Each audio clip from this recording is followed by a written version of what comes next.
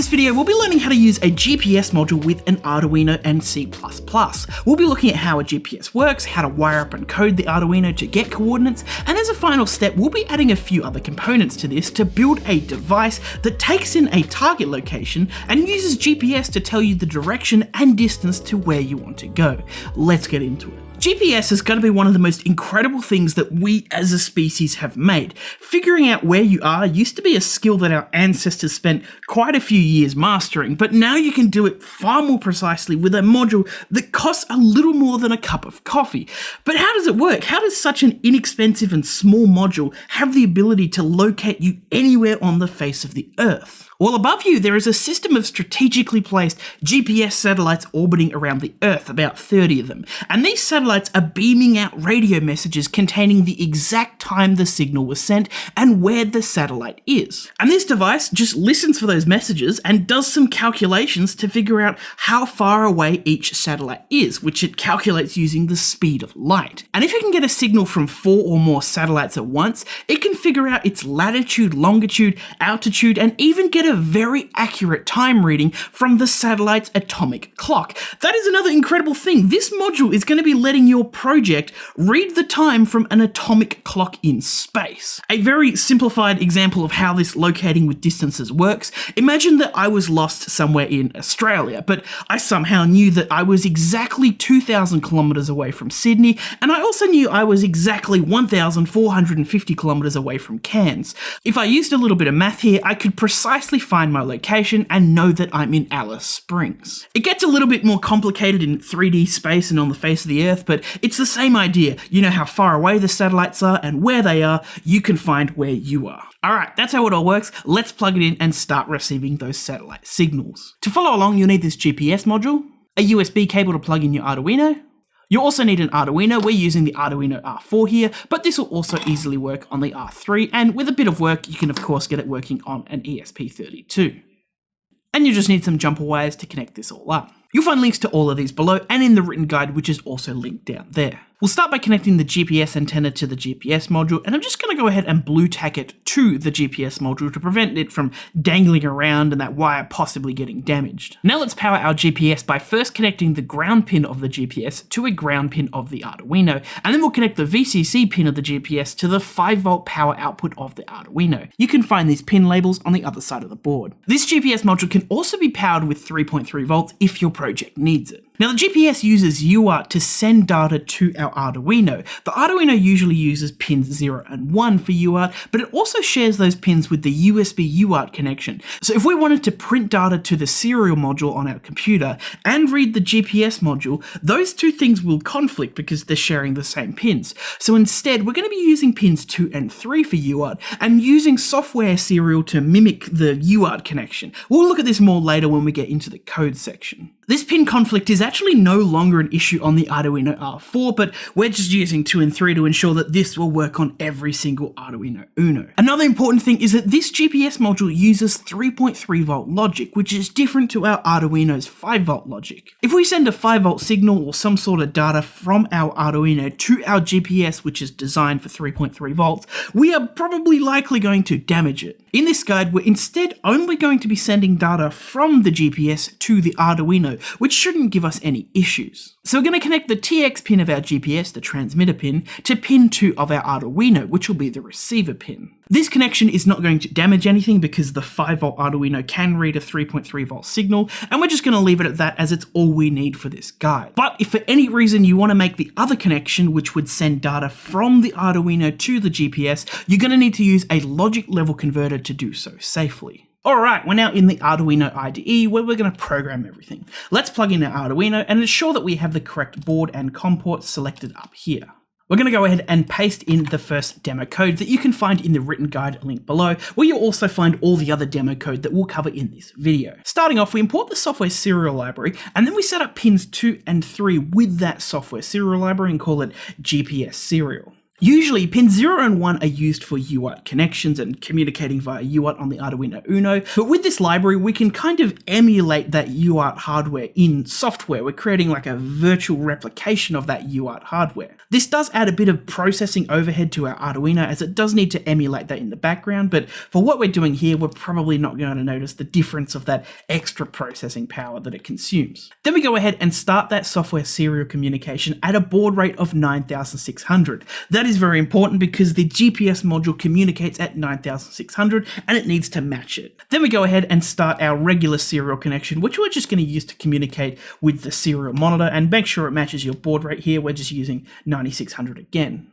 Now, when the GPS module sends a message, it's going to be held in the UART buffer, which basically just holds the message till we're ready to deal with it. This line here, if GPS serial.available, checks that buffer and returns true if there is a message in there. And so if that's true, we're going to read that serial message, store it in GPS reading, which just grabs whatever's in the buffer, and then we're just going to go ahead and print that out. This is all just basic UART communication we're doing here. We can go ahead and compile and upload that to our board, give it a little bit. And if we go ahead to our serial monitor, we're getting an output from our GPS module. I'm going to go ahead and make that a little bit bigger, and then I'm just going to unplug the Arduino like so, just to stop that from scrolling up. And I'm going to highlight one of these messages. Let's turn off the time because we don't need to see that. And it starts from GPRMC and goes down to GPGL. Now, chances are yours is going to look like mine here, with a lot of commas everywhere and not much information. This is actually what it looks like when the GPS hasn't got a lock onto enough satellites above. Currently, I'm inside a big metal warehouse, so it's a little difficult to receive those signals, and I'm not able to get our position yet. You can confirm that this is the case by seeing a V here. When your GPS module can get enough satellites and start finding your location, that letter will change to A, and the red light on the module will also start flashing. It may take your module a fair few minutes to find the satellites if it hasn't been powered on for a while, and if you're like us and inside of a giant metal building, you might need to move closer to a window or head outside to get a lock onto those satellites. We actually found that if we took it outside and powered the GPS for a few minutes to get a lock and that light starts flashing, we were able to then bring it inside and work on it, and it kept that lock indoors. This also brings up a conversation about accuracy and operating conditions. Essentially, the more stuff between the GPS receiver and the satellites in space, the less accurate it will be. When we were outside with a clear view of the sky, the GPS module was accurate to about a meter, so give or take about that much. However, when it was really cloudy outside and we were in between a few buildings and under some trees, it was accurate to about 2 or 3 meters. And when we bring it inside the giant metal warehouse, that blows out to 10, maybe even 50 meters of inaccuracy. So the more things that might block the signals between this and the satellites above, the less accurate your GPS will be. Alright, now we have a lock. I'm just going to unplug the Pico and pause it for a second. We can see that we have the letter A there, the LED is flashing, and we also have a lot more information coming out of the GPS. Nestled in here is a whole bunch of helpful information, like our current latitude and longitude, the current time and date, an estimation of our altitude, and if you want a more in-depth breakdown of everything in here, you'll find that in the written guide linked below. So all of our information is there, but right now it's quite hard to use in our projects. That's because this weird format that it's in is called NMEA, and it's a standard format, and it's actually kind of the hardest thing of using GPS in your projects, handling that output string and extracting the information that you want from it. One option here would be to paste this output message into an LLM like ChatGPT, Claude, or DeepSeek, and getting them to help you extract out that data you want. They're pretty familiar with this NMEA format, but we've also gone ahead and written a library to do that as well for you. On the course page, you'll find a link to download that library, which will come as a zip file. To use the library, hit Sketch, and then go Include Library, add.zip library, and then navigate to the zip folder that you downloaded and open it. And that's just going to go ahead and install the library for us to use. On the written page, you'll also find the second lot of demo code, which we're going to go ahead and paste in like so. This code demonstrates how to use the library, so let's go and have a look at it. Starting off, we're going to, of course, just import the GPS library that we downloaded, and then we're going to go ahead and create our GPS reader with the software serial that we just set up. And then extremely simple, whenever we want to read the GPS, all we use is this .get data here, and that gets all the GPS information, bundles it together, and in this case, stores it in GPS data here. Commented just below is all the information that is stored in this GPS data structure. So does it have a fix, the latitude, the longitude, the speed in knots, the current time and date? Remember, this is not in your time zone, but 0 hours or whatever central time is. There's also how many satellites it's currently connected to, an estimate of your current altitude, and these three things called H dot, P dot, and V dot. These are ratings of how accurate the reading of your horizontal, vertical, and overall position are. Essentially, the lower the number is, the better it is.